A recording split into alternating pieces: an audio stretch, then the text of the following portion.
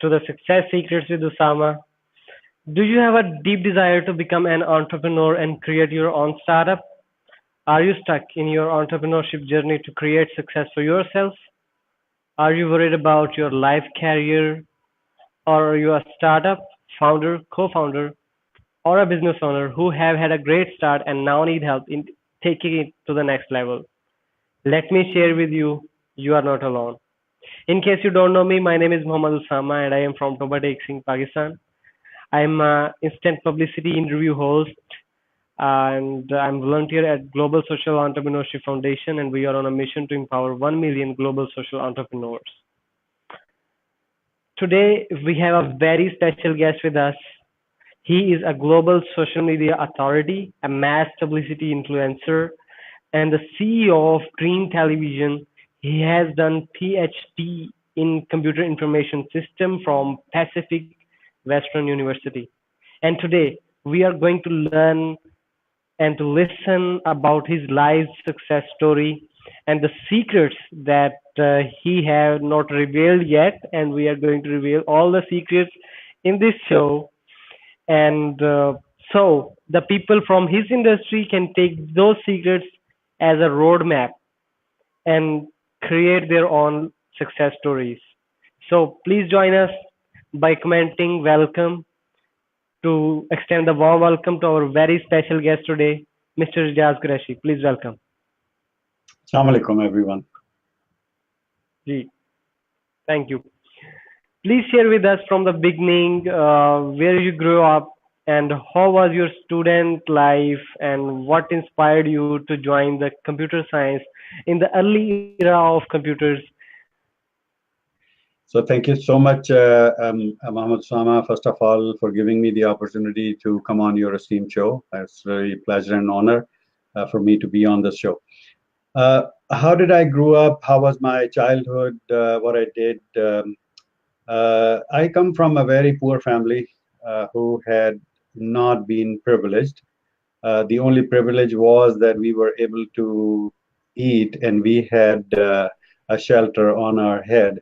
It was a one-room house, not a house. It was like a hut kind of a thing, which did not have a door even. We used to hang a tarp in front of that door kind of thing. And be it winter or summer or rain or whatever, that was us. That's how I grew up.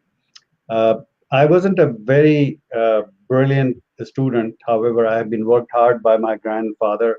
He taught me lots of different things on different aspects. And people used to come to him and ask him to teach their children, and he would say no to them. And he kept working on me. I was a duffer student. I barely passed in with 33 marks in maths. Maths was my worst subject. The subject I liked was chemistry.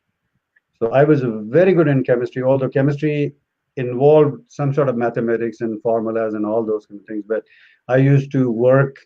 I had my own lab where I used to experiment and create different things. I used to create, different acids and those kind of things. So it really gave me the hands-on. So I used to score high marks in chemistry, but not good in maths. So that's how I started. Then I got into my computer career back in 1976 when the computers were new. And it was a Stone Age, early era of computers. We did not have access to the computer ourselves. I started as a programmer. I programmed in assembly language. That was the only language available at that time. And then here comes the COBOL language. So I then programmed in both languages on IBM mainframe. There used to be only one mainframe computer in Habib Bank Plaza in Karachi. And people used to code on piece of paper, and then we used to send them out to Habib Bank Plaza, and they put key in.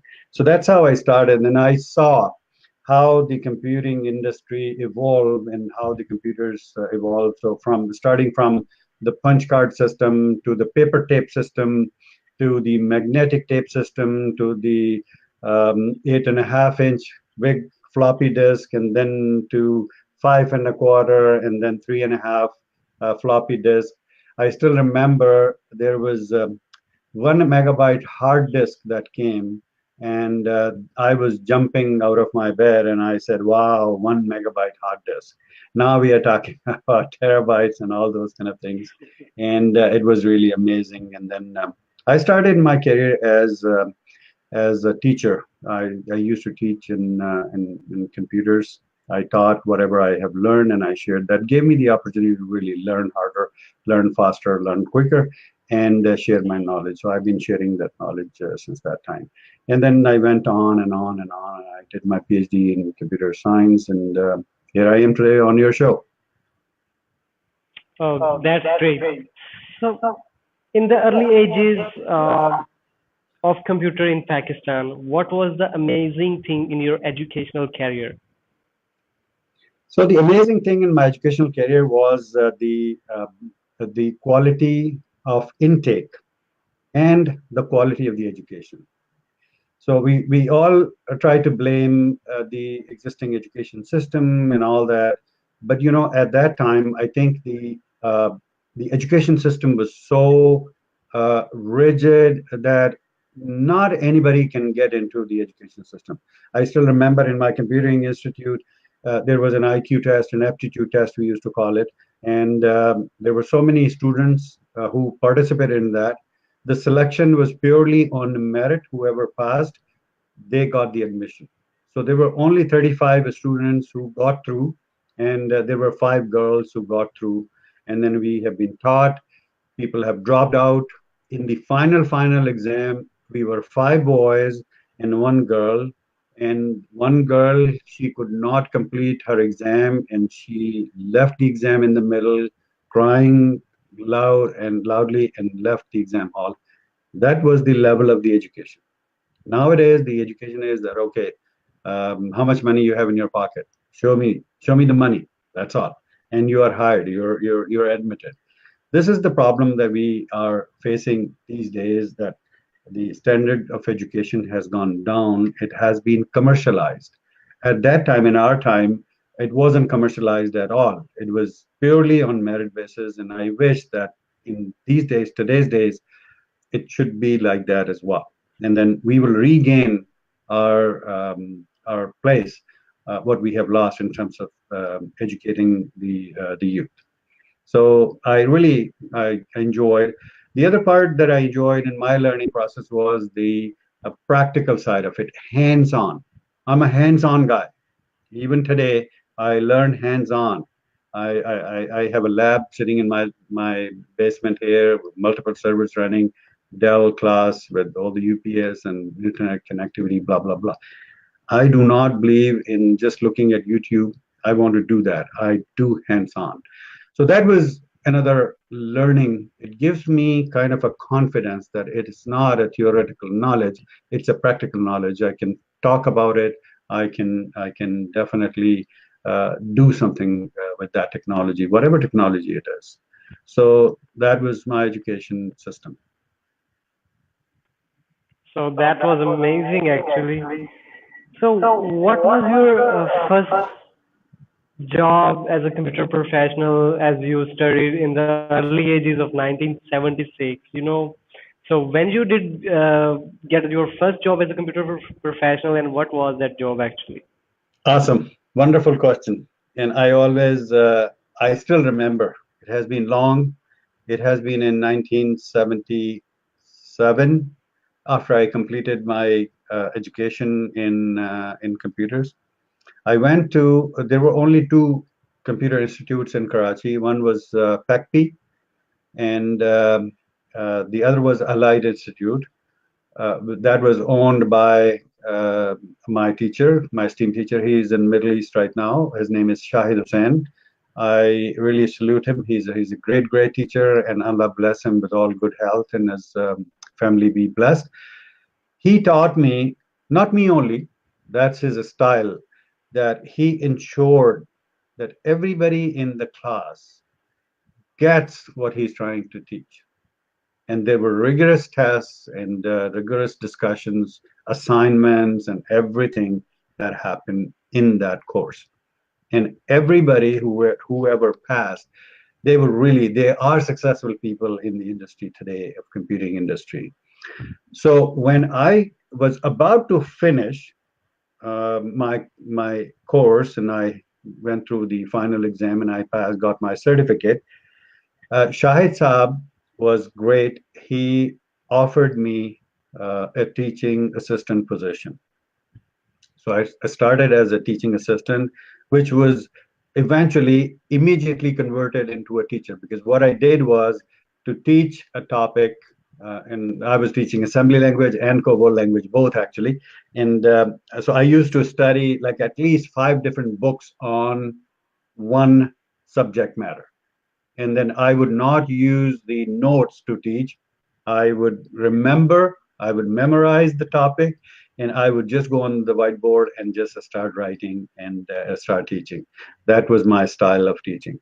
So that's how that was my first job as an instructor in Allied Computing Institute. After that, I got another job at a different institute, and that was my spare time, which I did. And then at one point in time, I was teaching in 3 different institutes in Karachi. 3. From Wow, 7:30 in the morning, I used to get, and then I used to get back home at 12 in the night. that's awesome. So Thank you full-time so much job for in all the your Allied struggles. Institute, and I used to go to Spectrum Academy, and then there was another institute on University Road in Karachi. The name is the Academy. I used to teach there, so 3 institutes. I did not have any transportation. I used to go in small vans and things like that, buses. So after all of facing all of this, finally you get a job in Microsoft and Oracle. And what was the secret roadmap you followed actually that helped you to get over there from this level to that level? A couple of people watching us and they are curious to know that secret. So it has been a long road from a computer instructor. I moved on to a system analyst where I really designed the systems and things like that. I was worked on major applications like financial accounting system that include general ledger, payroll, account receivable, accounts payable, ledgers, blah, blah, blah. After that, I went into managerial positions. I became administrator and manager, and then grew up in the ranks as a chief technology officer, director of IT, and all those kind of things. The secret behind that, the only secret behind my success was that I always upgraded my knowledge all the time, because the technology is something which really changes every minute. Every minute there is new invention. If you look at the technology journals, you will see that the technology is evolving so fast. And this is not new. This is not new. This has been like this for ages, right? So what I did was I kept on learning, and I'm a self-learner. I teach myself, and so I go to different seminars, I attend conferences, I learn there. I go to online courses, the webinars, and things like that, and I learn from there. YouTube is a great teacher as well. At the same time, people have lots of information available over there. Or I use edX or Coursera or other applications as well. Sometimes I learn from SlideShare as well, because there is so much material. Not lots of people know about that, but I think LinkedIn and SlideShare, those are the 2 most neglected places where people try to find information. And I always went there. Why I went there? Because that's the place where not most people go. And I go and I try to find something very new, unique, that has never been found by anybody else. That gave me the opportunity to really understand and learn better. So I had an edge because I used to bring different things to the world, and that's how I grew up in the ranks, and I really enjoyed doing things. So the story about Oracle finding the dream job in Canada. Job came, online search. I applied, have been interviewed. I was actually in Kuwait at that time. When I got my Canadian immigration, I was in Kuwait from 92 to 94.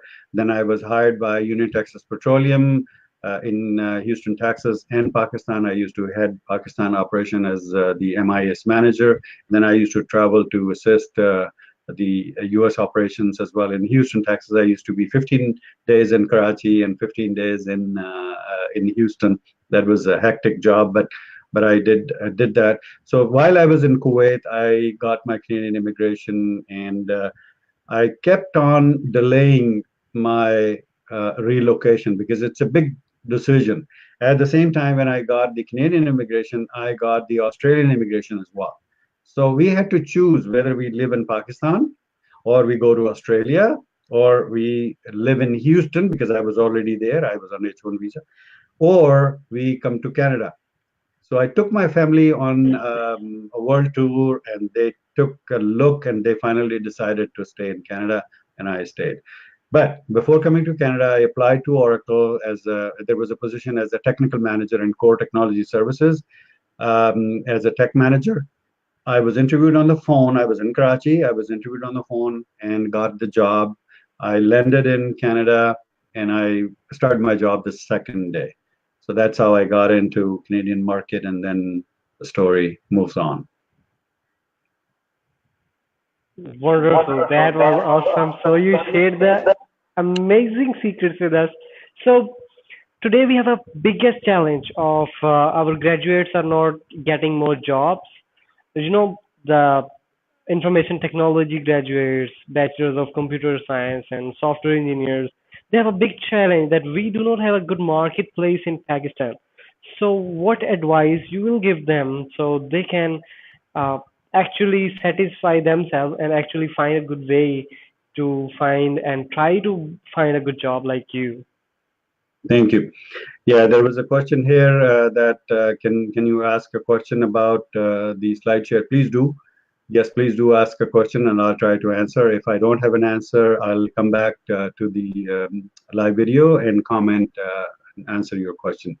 So yes, please go ahead and ask the question. Abid Iqbal is asking that. So coming back, what should you do to follow the path that I have done? It's always your passion. Go with your passion. So from 76, it was a lot earlier than that, that I was studying at college, and then I saw the writing on the wall that you should have the ability to see the writing on the wall, what is going on. It's like, how the stock exchange work. You have to keep an eye which stocks are going up and which stocks are going down. So you're not buying those stocks which are really, really sinking. That may be a different strategy to buy low and sell high. But again, you don't want to ride the sinking ship. So you always have to rise. So look for the trends. So I kept looking for the trends, and computing was something that really was coming up. And I decided to completely switch my career to the computing. And it was a great decision, I think, of my life that I made. And I'm here today as a computer expert. Lots of people really have achieved great success in this field, and so did I. But for you, follow your passion. The first thing is that don't take my advice. Don't go on Muhammad Usama's advice or anybody's advice. Go for your own passion, for your own dream. You have to make it true. Your dream can only come true if you keep dreaming with your eyes open, wide open. Daydream. Just always think about it. What do you want to do? What do you want to achieve? Where do you want to be? Where do you see yourself in 5 years from now? And keep working. I guarantee you that that dream will come true. But you have to keep dreaming all the time. And that exactly I did. I wanted to become something in IT. I had to create my name in IT, that people refer to me. I've been speaking in conferences, international conferences on IT. I've been writing papers. I have been writing lots of different blogs and things like that on technology. And here I am today in front of you. So follow the same footsteps. Be passionate about what you want to do. That's a core thing for any success. Exactly. So now you are the CEO of the Daydreamers Television. How do you come up with that idea? That's very interesting question. Actually, Dreams Television is something is really near and dear to my heart, and the Daydreamer show is the show run by the Dreams Television. Uh, as I said, it's all about dreams, and not the dreams that we see from while we sleep, the dreams which we see while we are awake. We are, you know, living this life. In the daylight, I saw that I wanted to achieve something. So some of you may know that I am recovering from my liver transplant. I'm a cancer survivor. This is the fifth year in the row that I have survived cancer, alhamdulillah. And I have MashaAllah. recently been transplanted with a new liver that happened on 18th of November last year, 2017, and I'm still on the bed recovering. And but when I was recovering, my friend Muhammad Sadiq from Atlanta, Swanee, Atlanta, he and I go back 22 years now that we are friends, and more than friends, like brothers and family. And so he came to see me from Atlanta, all the way from Atlanta. He sat with me. I was not in a position to even sit and talk to him or greet him or meet him. A person meeting after 15 years, and I in the bed, not able to stand up and to respect him, was really touching. I felt bad. I felt terrible that I could not meet him. However, so kind enough, he sat with me on the same bed where I was lying, and he said, "What are you up to and what are you doing? How's your recovery going?" And I told him exactly, it's hard. It was difficult. I could barely walk to the washroom, which is just near me. And I told him the story. And I said, "Okay, can I suggest you something?" I said, "Yes, please go ahead." He suggested me to be social. So at that time, my Facebook was like less than 100 friends, and that's pretty much it. I used it for the family, and I was connected with the family. So Muhammad Sadiq told me to be social, and he gave me some tools. He installed it on my laptop, on my phone, and he taught me how to use them. And he created my accounts and all those kind of things, which I'm still using today. So thank you so much, Mohammed Sadiq, for that. That's how I started, from 100 friends to um, 2000 to 2000. Now I have 5,000 friends, 27,600 something followers, all in 9 months. So that is amazing. And I really am thankful to lots of different people. Muhammad Sadiq is one of them. Rehan Alawala is another person who really connected me to all beautiful people, great people. He's just still doing that. Muhammad Sadiq is still doing that. He's connecting with lots of different great friends, and the story goes on. And I'm still here, and although I'm recovering, doctors say that it's going to take a few years to be 100% and going back into the job stream. Until then, I'll continue doing what I'm doing. That's really, really amazing. I might have to salute you for all of this effort. So, after facing all of this, you are now in a situation to support Pakistanis, and you have uh, taken new startup of PDP, Pakistan Development Program. So, please share with us. Our viewers are watching and how they can get benefit from PDP. Great. So, so I was thinking about it. I've been working hard and talking to quite a different people about what should I be doing. I wanted to take my social experience to the next level. That okay, I'm giving now the whole purpose of the Daydreamer show or the Dreams Television is to provide information that will empower the youth. So I'm a volunteer, e-volunteer, and a supporting person for the Global Social Entrepreneurship Foundation, GSC Foundation, that is headed by my friend Mohammed Sadiq, and we have been working hard together to promote the mission of empowering 1 million global youth to become social entrepreneurs by providing them quality education, and so that they can make their living and they can fish for life, and lots of lives have been changed by that. So I joined him on that mission. But again, there was something in me that I wanted to go beyond, you know, and I wanted to do something myself. So I decided, because of my experience, I decided to go ahead and create this program, which is known as, I named it Pakistan Development Program. And suddenly it happened. It came to my mind, and I named it that way. And people are really, really liking it, and they're asking me in personal messages that how did I come up with the Daydreamer Show and the PDP. So these names, they just dawn on me. They come on me, and it's really amazing. Thank you so much, Ali Raza, for your comment, and it's really a pleasure. Appreciate it. Life is all about sharing. So I do care about you. So that's why I'm sharing my life and my life experiences. Sharing is caring, actually.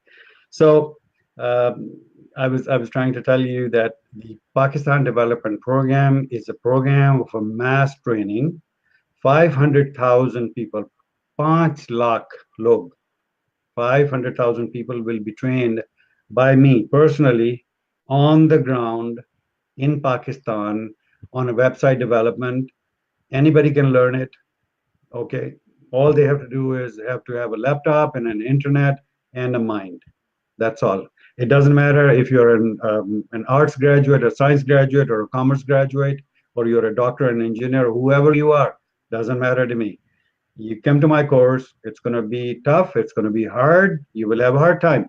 But at the end of the day, when you complete the course, you will be given an examination. Once you complete that examination, you will be able to make a simple website of 5 pages, or a very complex website as Amazon, or sell your products over the internet, and that's how you can do it.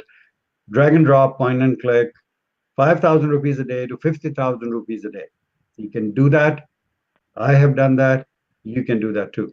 The process has been tested many, many, many times.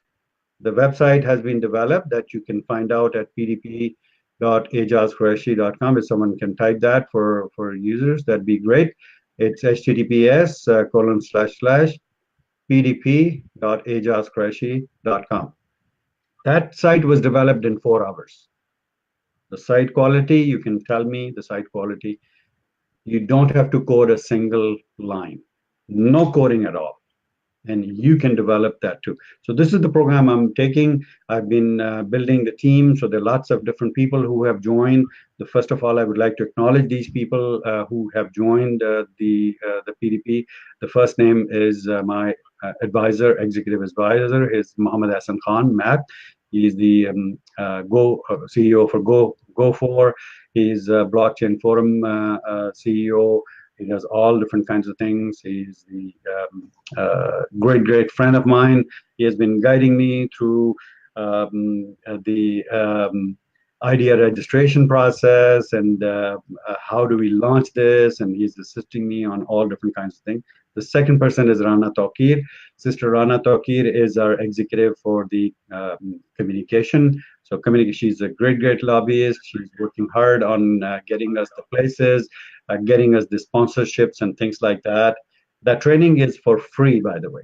That training is for free. You do not pay a single penny or a paisa for attending this training, but you have to guarantee that you will continue working on this, and you will be becoming social entrepreneur. That's the only condition you have to have.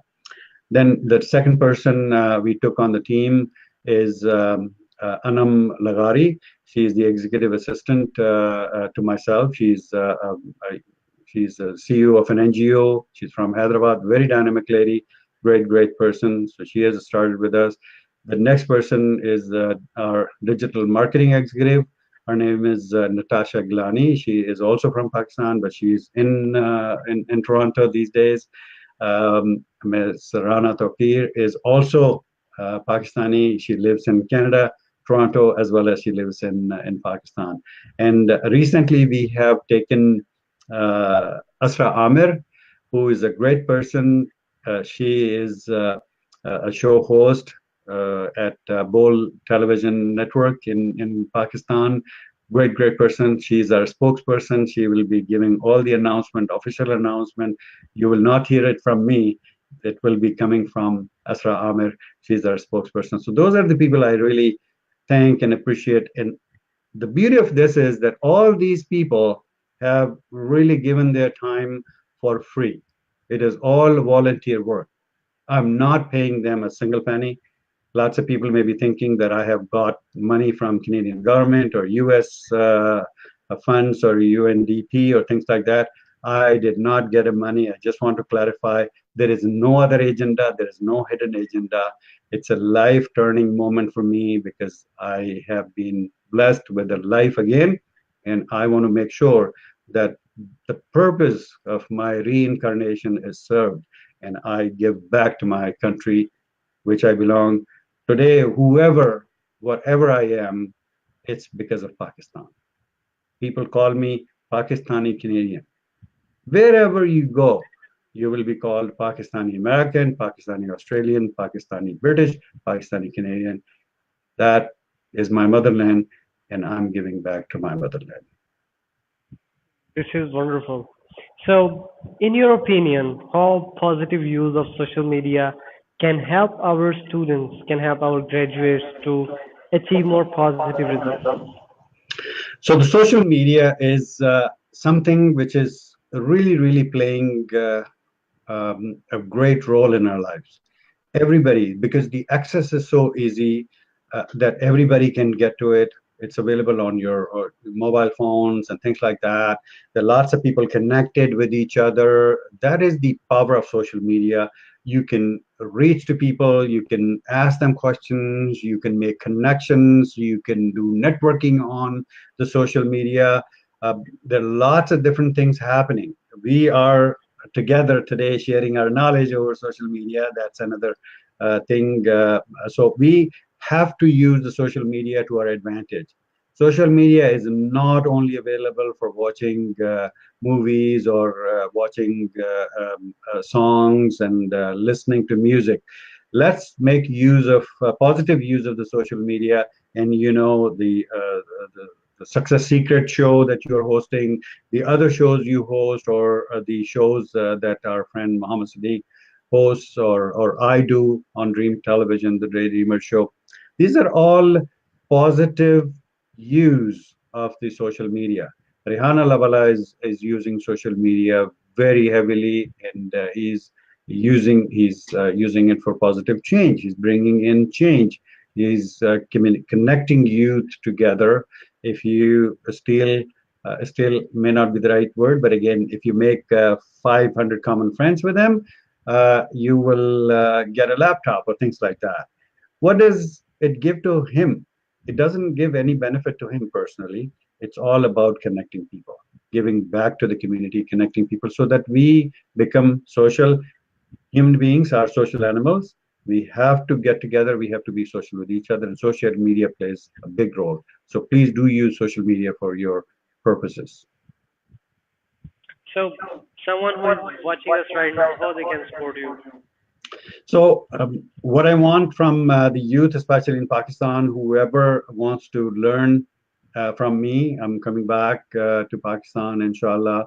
I'll be announcing dates soon. I'm working on my travel plans and things like that, and coordination and partnerships and sponsorships in Pakistan for the PDP, the Pakistan Development Program I'm launching.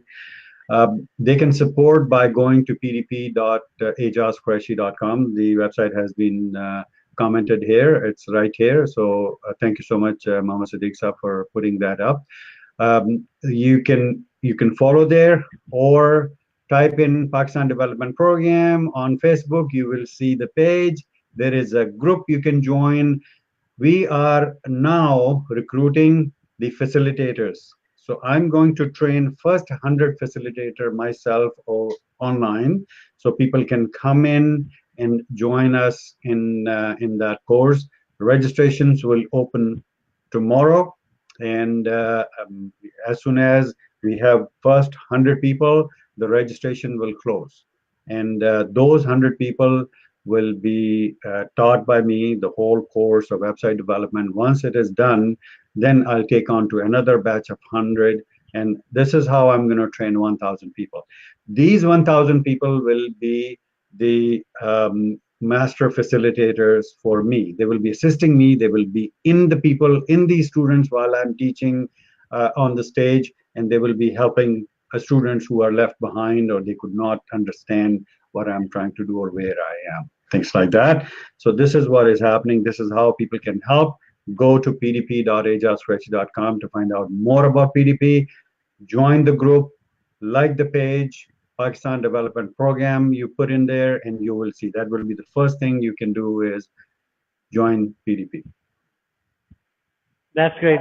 So let's take a few questions from our viewers today. Absolutely, let's do Mr. that. Kamran Abbas have a question. He said short courses are better than long degrees.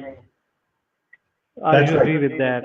That I agree with that too, because short courses give you quick results. Degrees are good. They teach you different things, and they are longer to do. I'm not saying that it diminishes the need of a degree. No, degree is required to prove your qualification and to grow yourself. But when it comes to the short courses, they are very short, maybe a week long, and then they give you ample opportunity to really focus on one single thing. So you become an expert sort of thing on that particular subject or topic. So thank you so much, Kamran Abbas, for asking that question.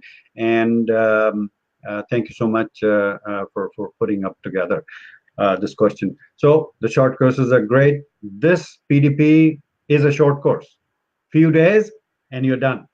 And you're ready for the social entrepreneurship. And you will not be standing in the line with your resume in your hand and going door to door to door trying to find out a job for you. People will come to you to get the job done, you know. So this is my goal, 500,000 people on the social media becoming social entrepreneur through fiverr.com or upwork.com or LinkedIn or freelancer.com or whatever platform you have. You will be your own boss. This is what we are trying to do. People working from home, that's your dream job. Work as much as you can. As much you work, that much you will earn. So that's the thing. That's Next awesome, question, if by the there's way. any. So, what would you like to say as a final word? My final word is follow your passion. Always follow your dream. You must do that very actively. If you do not have a dream, if you do not have a passion, go talk to someone. Go talk to a counselor. Go talk to a mentor. Go find a coach. Find a mentor for yourself. Every single person needs a mentor. I do too. No matter how good I am, there is somebody else who is better than me, absolutely better than me. I have to look towards that person and approach him or her to really help me, guide me, get me where I want to. So you have to have a bridge in between. If you want to go from point A to point B, you have to have a bridge. Find that bridge. That bridge is your mentor. He will teach you or she will teach you how to get from point A to point B. That's all I'm going to say. Thank you so much, Mr. Jaz Qureshi. So you shared with us the great secrets of success, and from your life experience, we have learned a lot. We really salute you on the behalf of GSC Foundation and our viewers and our entire team, and we really appreciate you. Thank you so much for joining us today, and looking forward to see you with another amazing guest. Till now, take care of yourself, Pakistan, and your family. Allah Hafiz. Pakistan, Zindabad,